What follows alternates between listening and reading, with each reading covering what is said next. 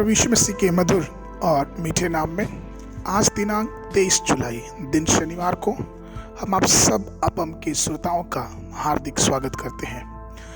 आज के दिन के लिए वचन लिया गया है मत्ती रचित सुसमाचार 5 अध्याय 9 पद। वचन इस प्रकार से कहता है, धन्य हैं वे जो मेल करवाने वाले हैं, क्योंकि वे परमेश्वर के पुत्र कहलाएंगे।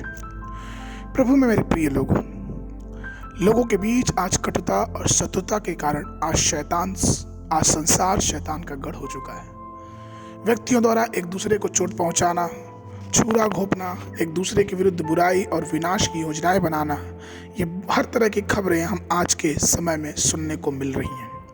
राष्ट्रों के बीच में कोई शांति नहीं है, क्योंकि वो एक दूसरे के खिलाफ लड़ रहे हैं। अभी हम हाल फिलहाल में सुना, यूक्रेन और रूस के बीच जो परिणाम हुआ वो भयानक रूप था। अस्पतालों और स्कूल को ध्वस्त कर दिया गया। जमीन को बड़ी बड़ी बिल्डिंगों को जमीन पे गिरा के उसको समतल करा दिया गया। यह शर्म की बात है कि किसी भी बड़े राष्ट्र ने इन दोनों देशों के बीच शांति स्थापित करने का कोई बड़ा कदम नहीं उठाया। दुनिया के कई देशों के साथ, यूक्रेन या रूस के साथ दुनिया आज पूरी तरह से अशांत है। हाल के दिनों में राष्ट्र के बीच युद्ध के बिना एक भी वर्ष शांति से नहीं गुजरा। पहले के दिनों में केवल युद्ध में लगे सैनिक ही अपना जान गंवाते थे, लेकिन अब बड़ी संख्या में निर्दोष नागरिक भी मारे जाते हैं। उन्होंने रासायनिक हथियारों का आविष्कार कर लिया है, जो जहरीली गैसों से पूरी दुनिया के प्रदूषित करता।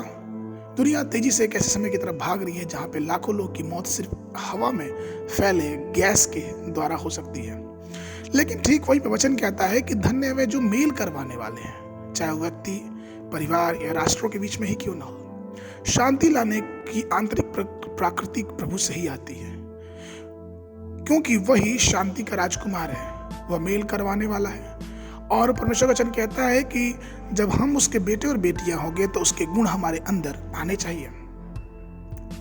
परमेश्वर और मनुष्य के बीच मेल मिलाप करने और शांति बनाने के लिए प्रभु यीशु धरती पर आए। यहाँ तक कि जब वे अपने कील छीदे हुए हाथों से क्रूस पर लटके हुए थे, तब भी उन्होंने अपने पिता से प्रार्थना किया कि हे पिता, इन्हें क्षमा कर, क्योंकि वो मेल करवाना चाहते थे।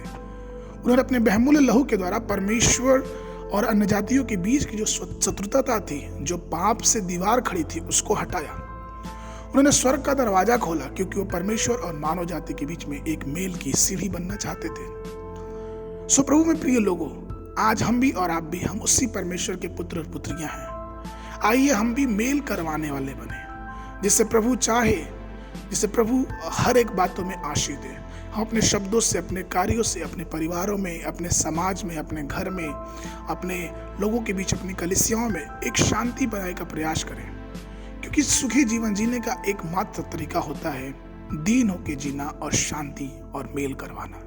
इसलिए आइए परमेश्वर की सहायता से हम उस परमेश्वर की आत्मा के द्वारा मेल मिलाप कराने वाले बने, और तब हम परमेश्वर के आशीषों के अधिकारी कहलाएंगे।